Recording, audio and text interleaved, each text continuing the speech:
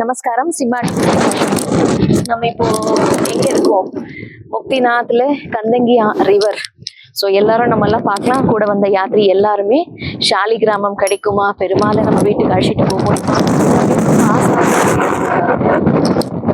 இங்க பார்க்கலாம். ஸோ நானுமே போய் ட்ரை பண்ண போறேன். போன வாட்டிக்கு பெருமாளோட அனுகிரகத்தால எனக்கு 2 நரசிம்மரோட ஷாலி கிராமம் கிடைச்சிது.